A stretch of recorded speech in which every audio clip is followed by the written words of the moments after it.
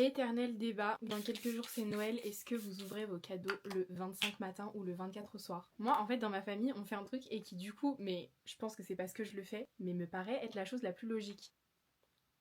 Et que j'ai l'impression que personne ne fait dans mon entourage. Moi mes repas de Noël ils durent jusqu'à pas d'heure, genre je pense qu'à 3h du matin on n'est pas couché. Quand j'étais petite parfois ça pouvait durer jusqu'à 5h du matin, comme il y a toute ma famille, on se retrouve. Enfin on profite, c'est très long quoi. Ce qui fait qu'à minuit pile on stoppe tout ce qu'on est en train de faire et on va ouvrir les cadeaux. Pas avant minuit, pas à 1h du matin, genre vraiment à minuit. Je comprends en vrai les personnes qui ouvrent les cadeaux le 25 au matin, parce que peut-être qu'ils ont pas des repas de famille qui durent aussi longtemps que nous, et parce que Noël originellement c'est le 25. C'est pour ça que je comprends vraiment pas les gens qui ouvrent leurs cadeaux le 24 à l'apéro, genre à 19h30 tu vas ouvrir tes cadeaux, what the fuck. C'est pas Noël, genre le Père Noël n'est pas passé en mode. Le 24 ça s'appelle le réveillon de Noël. C'est comme si le jour du réveillon de l'an, donc le 31 décembre, tu te souhaites bonne année et tu sautes dans les bras de tous tes amis à 21h30.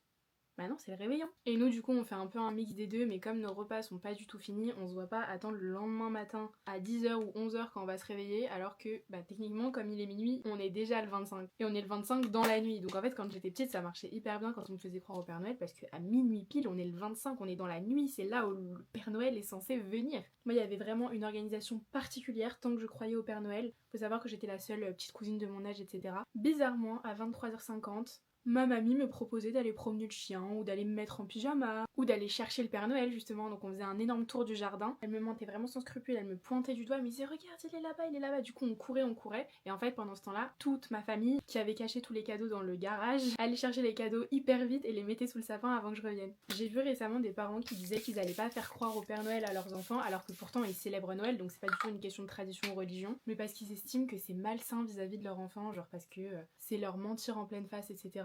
Moi je trouve ça tellement débile, franchement. J'aurais jamais eu un aussi bon souvenir de Noël toute ma vie et j'aurais peut-être pas accordé autant d'importance que si on m'avait pas fait justement chaque année tourner en bourrique pour chercher le Père Noël même s'il n'existait pas. Quand j'ai appris que c'était faux, j'en ai jamais voulu à mes parents en mode pourquoi vous m'avez menti, enfin. À l'inverse, ça m'a donné des tellement bons souvenirs de Noël, et justement maintenant que mes petites cousines sont nées et ensuite mes petits cousins, j'avais qu'une hâte, c'est de pouvoir leur faire croire au Père Noël à mon tour. Mais du coup, je sais pas s'il y a d'autres personnes comme ma famille qui ouvrent les cadeaux à minuit pile, mais quand je dis minuit pile, c'est que à minuit pile, même si on est en plein repas en train de manger, on arrête tout ce qu'on fait et ça y est, c'est l'heure des cadeaux. Mais à chaque fois, je sais que j'ai des copines qui m'envoient leur haul de cadeaux de Noël à 21h, ça y est, le repas est fini à 22h30 le 24 au soir. Moi je me dis mais attends, c'est lunaire, moi j'ai même pas fini l'apéro à 23h en fait. En plus les personnes aux parents divorcés, on se sait, mais moi je fais le 24 au soir, donc le réveillon avec la famille du côté de ma mère.